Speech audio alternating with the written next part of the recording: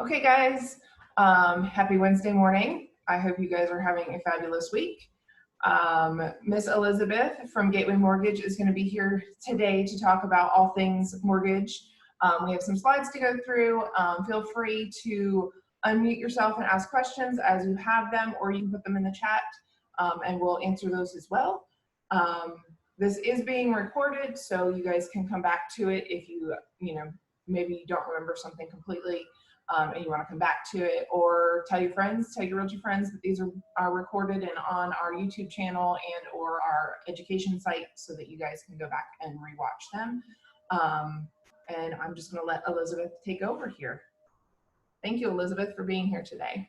Oh, you're so sweet, Heather. Thank you. So I created these slides just because of some of these were some questions or some problems that have come across my desk. So I tried to do some really good Q&As on problems that I've seen or across my desk on mortgage loans. So the next slide is kind of the difference between, do you guys know what a pre-approval is versus a pre-qualification letter? The difference is when you do a pre-qual, like when someone applies online with me, I pull their credit, I look at what the information they put on their application, and based off that information, I can actually send a pre-qual letter. It's that simple. But a pre-approval letter is where I actually review the income, assets, submit it to underwriting, and actually get an approval from an underwriter. So I found, especially at the lower price points, a pre-approval letter goes a lot farther than a pre-qual. Because if you're in a bidding war, at least they know, the realtor can tell the seller that this borrower has already been underwritten and they're already halfway done. At this point, all we have to do is order title work, appraisal, and insurance. So it makes the process a lot quicker and it might make them win the bid. This has helped me a lot with some of my first-time home buyers, like I said, at the lower price points, actually win the bid versus someone with just a pre-qual letter. Anybody have any questions about that? No? Okay, next slide, please. Earnest money. Okay, so earnest money has to be documented. And what I mean by that, we have to get copies of the checks. We've got to, prove it came out of their checking account. And if they use a money order or if they use cash, it's a problem. If they use a money order, we have to document they pulled the money out of their account, prove they bought the money order, and it's turned into a paperwork nightmare. So my advice on earnest money is always do a cashier's check or wire it to the attorney, or even a personal check. That way we can document it and track it. If they, like, again, the money orders is just like cash. I could give them the cash to buy the money order. You could give them the cash to buy the money order. So it kind of clouds the money, unlike cash. Cash we can use, we've got to document that they've been saving this money based off their paychecks, and it's a lot of paperwork. So it's just easier for them to get a cashier's check, personal check, or wire it to the attorney. That's my advice on earnest money. And lately I've been seeing a lot of money orders, which turns into a paperwork nightmare. Any questions about that?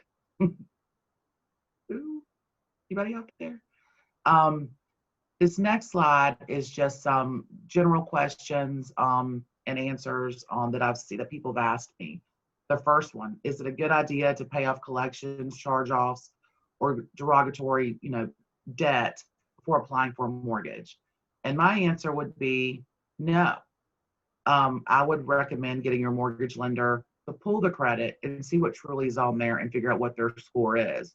Because sometimes paying off a collection or charge off could actually make their score drop. And sometimes paying it off does nothing for their credit score, and actually they have less money for down payment or closing costs. So my advice is to go ahead and get the credit pulled, see where they're at, and then get their loan officer or lender to see where they truly are and give them some advice on that. The next question, does applying for a new credit matter if you don't plan to charge anything on a new account? Yes. Any inquiry in the last 120 days, we have to document. They have to actually fill out a form asking if they've opened up a new account. If they have, we have to get a copy of their bill for that or their statement and add it to their debt ratio. It just turns into a more paperwork. So I advise all my borrowers that they're grounded. Please do not apply for any new credit, not do anything. just to stop. That way there's less paperwork in the end. Next question, is consolidating debt a good idea when planning to apply for a mortgage? And I would say yes, or it just depends on the borrower. If you're consolidating debt and your debt ratio is going down, it's definitely going to help. But again, it all comes back down to what your borrower's credit looks like. If there's collections, I definitely don't recommend opening up new debt to pay off old bad debt, because sometimes it doesn't make a difference. The last question on this one about pretty much your credit, does the amount owned, well, that makes sense. Does the amount owed matter for revolving accounts as long as payments are made on time? It does matter. If your limit is $500 and your balance is $500, your credit scores are going to be low. They say that you want to be 30% of less of your balance. So if you have $1,000 balance, you want to keep your balance, or excuse me, $1,000 limit, you want to keep your balance around 300 or less. That can impact your credit scores a lot. I've also noticed that if you just have installment debt, there's no way really to move your scores up or down. Revolving credit really helps that. All the time, I'll do a rapid rescore. If they've got a maxed out credit card, we pay it down. Sometimes it can make their scores jump 10 points, some 30 points, just depends on the borrower and their credit.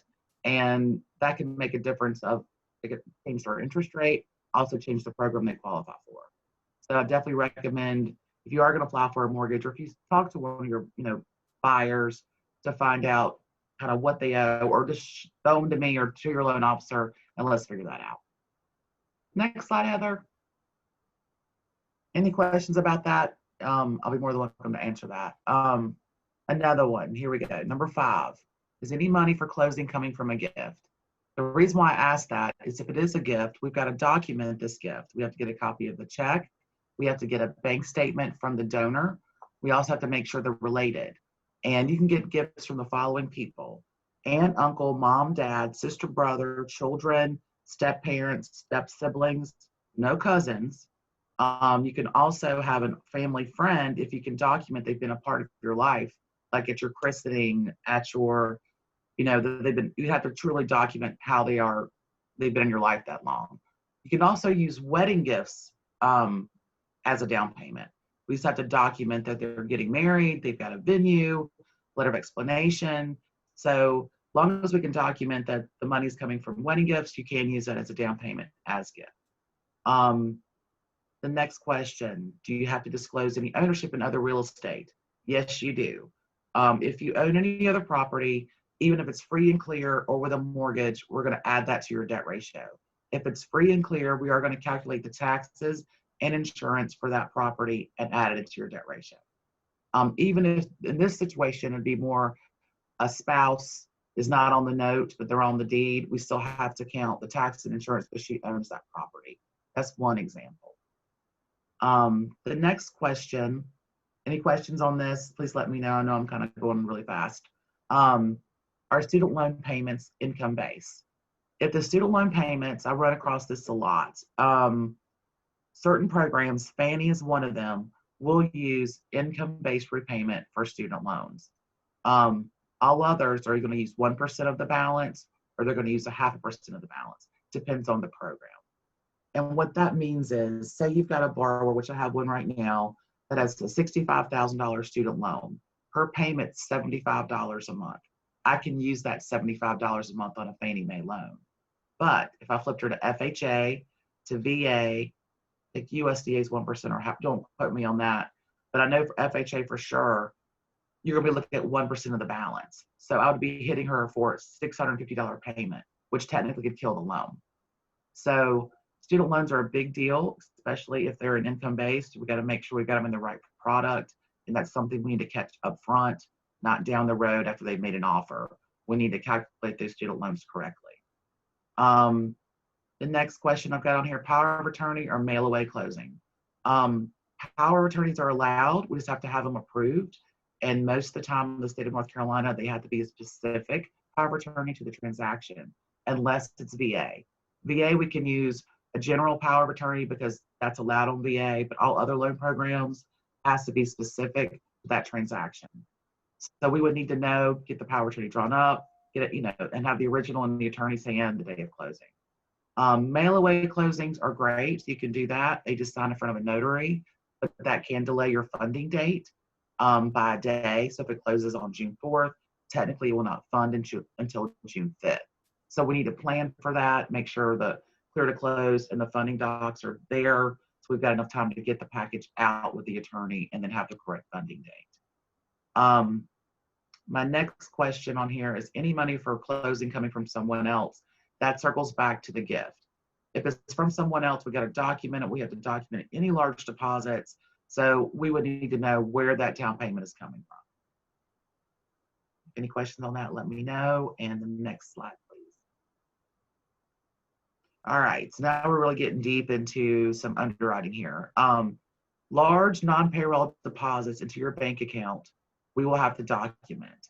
So if you make $2,000 a month, but all of a sudden you've got a $3,000 deposit, we've got to document where that came from. Copy of the check, a letter of explanation.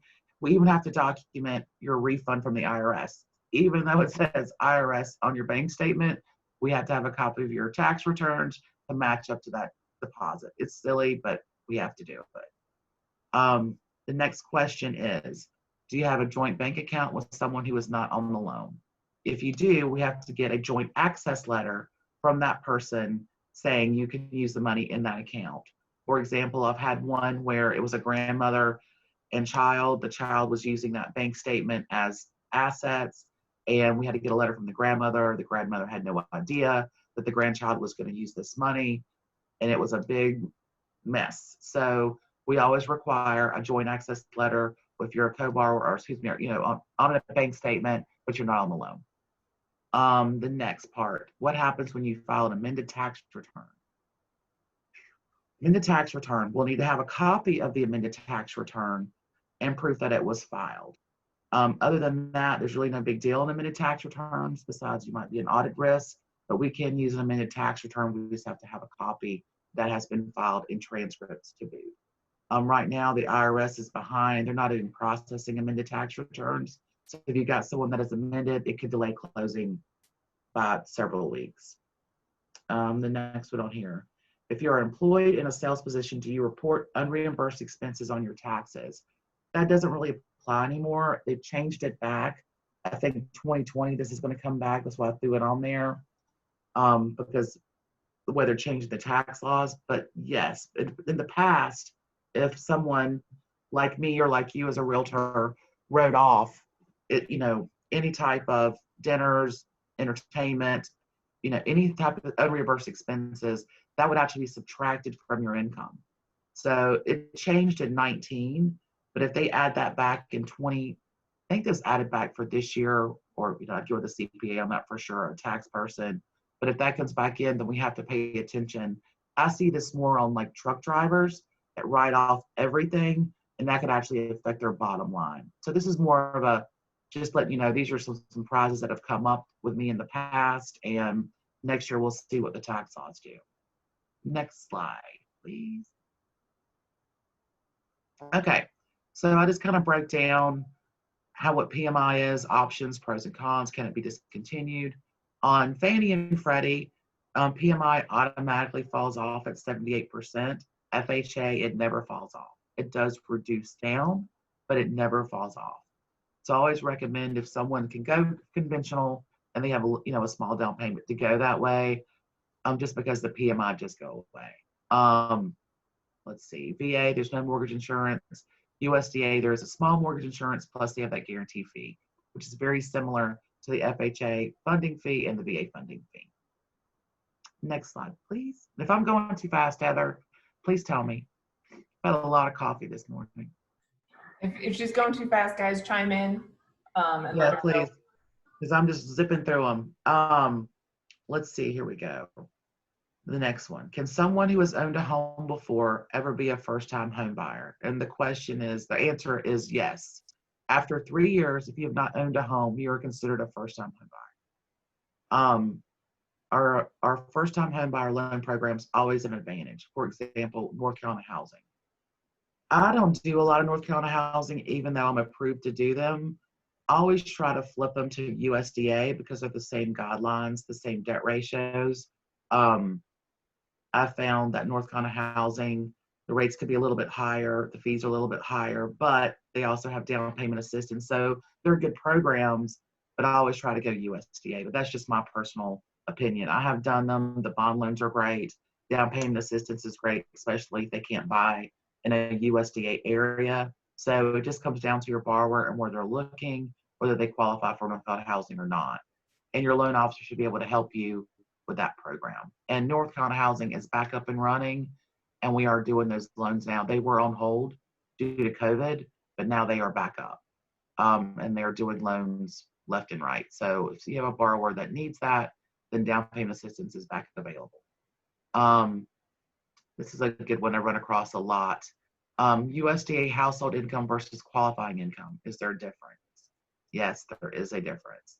USDA is one of the only programs besides some North Carolina housing loans that actually uses household income. And what that means is anyone living in that house, whether they're on the loan or not, their income counts.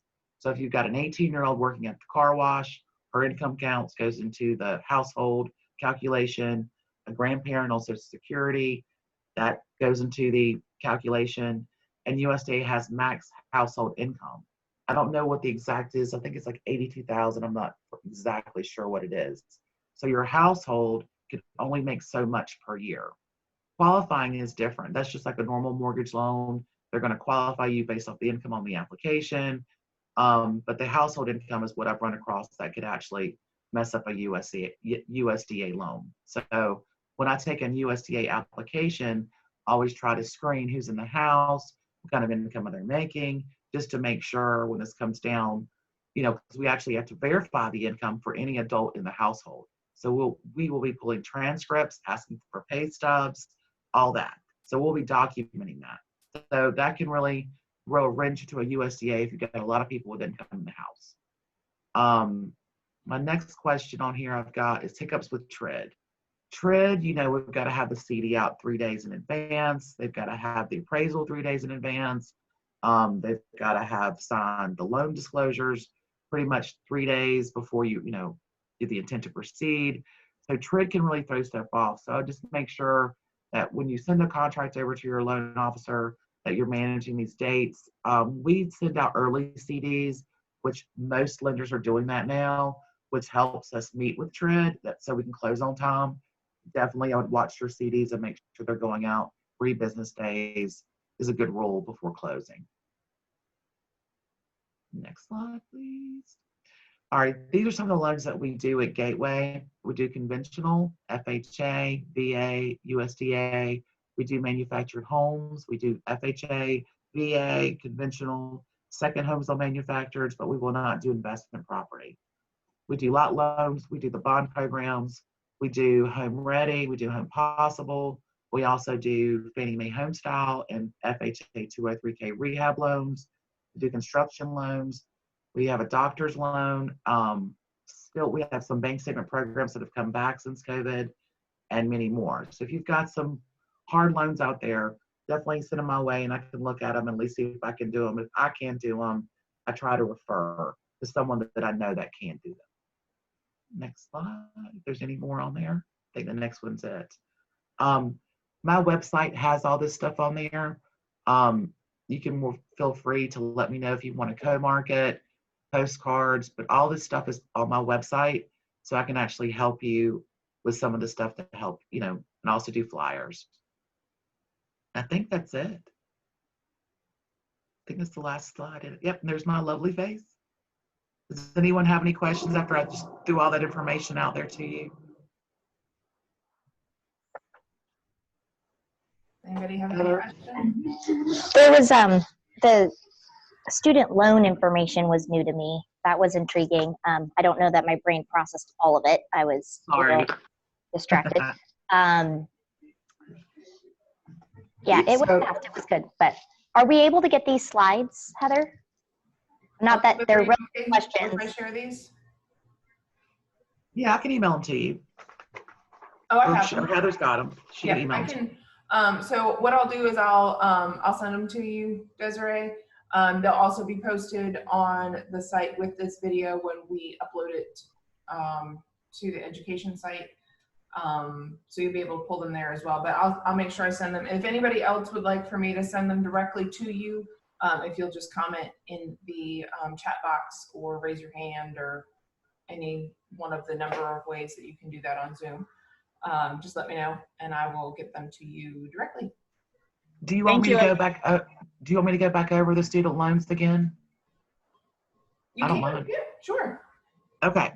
So FHA, for one example, was 3.5% down as a government loan. They require 1% of your balance of your student loan in your debt ratio.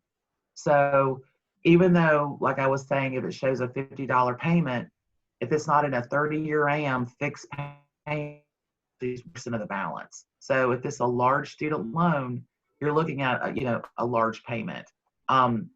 That's why if I see someone with a lot of student loans, I try to take them Fannie Mae, which is a conventional product, which is your Home Ready, which is 3% down, your traditional 5% down. But I found on Fannie Mae or conventional loans, they don't like the lower credit scores. So you've got to have higher credit scores on conventional loans to qualify for the lower rates, for lower PMI. It's just a whole different ballgame versus the government loans. So student loans can naturally, I got burnt one time. I didn't catch it. I didn't calculate it right. I had to restructure the loan and it worked. And that was years ago. So now I'm very proactive because I learned from my mistake on student loans and I hawk them and make sure. Freddie will do 0.5%, which is good, versus Fannie will just use the income-based repayment. Fannie will actually not count a payment at all if your student loan is deferred over 12 months. Sometimes that's difficult to get a letter from the student loan saying it's deferred for 13 months. It just depends on the situation. I've gotten it done, but if it's deferred with VA, you don't have to count it at all, but it has to be for a minimum of 12 months. So if it's only deferred for 6 months, you still have to count 1% of the balance. They will not use income-based repayment either. The only one that I know that uses income-based repayment is a Fannie Mae product. So I hope that helps. And you're more than welcome to call me and I can go over that more in detail with you as well. Yeah, I probably will. Yeah, call me. It's a lot. I just do a lot of information out. Excuse me. I just do a lot of information out there to you. And I do this all day long. So, I just spill it out. So please feel free to call me and I can break it down even further. Anybody else have any questions? Okay. Well, Elizabeth, we thank you very much for your time and speaking with us today. And I will send out slides and get everything posted. Elizabeth is super easy to communicate with and get a hold of. So if you guys have questions or need anything, feel free to reach out to her as well. So you're so sweet, Heather. Thank you so much. And good luck, guys, out there. Take care. And thanks for listening to me ramble on this morning. Thank you. Bye, guys.